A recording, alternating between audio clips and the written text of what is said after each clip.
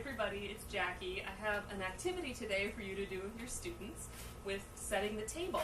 So I have right here a little placemat that I made. I don't know if you can see that very well, but I have marked on there a fork, a plate, a napkin, and a cup spot.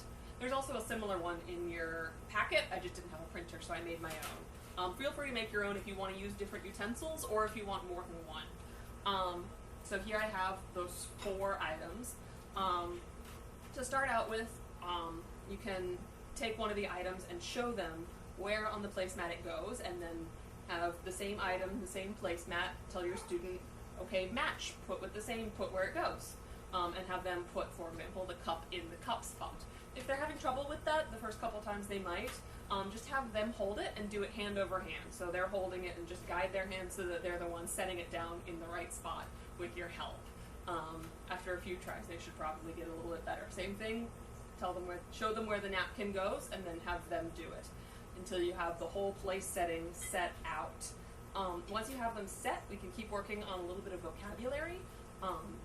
You can ask them, what's this, and have them identify it as a fork, and keep going with all the rest. You can set up multiple place settings if you want. It would be good practice to do it more than once. They could even set up for your whole family, with help, obviously.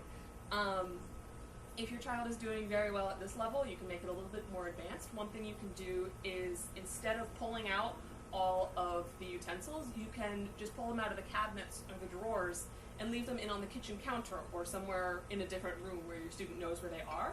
So then when you start the activity, you tell them, okay, go get the fork, go get the plate, just to add the layer of having them go into another room and find it themselves and remember to bring it back. Instead of showing them on the same one, you can actually have 2 placemats. And so you show them on yours where the fork goes, and then they have to put their fork on their fork spot, just to add another layer to it.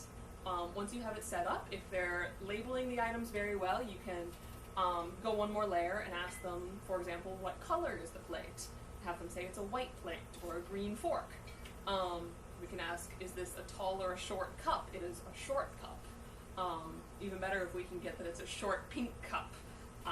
If we're labeling things really well and we're finding things pretty well, asking them to find the fork, for example, we could even go so far as to say, find the one that you drink with and have them identify that the cup is the one that they drink with. Or maybe find the one that's made of paper and see if they can identify that the napkin is made of paper. Again, you can do this just once for their play setting, but you can also even have placemats for everybody in the family and have them set the table. It'd be a nice, simple chore for them to start taking on a little bit. Have fun with it. Don't use glass plates like I did. And let us know how it goes. Thanks!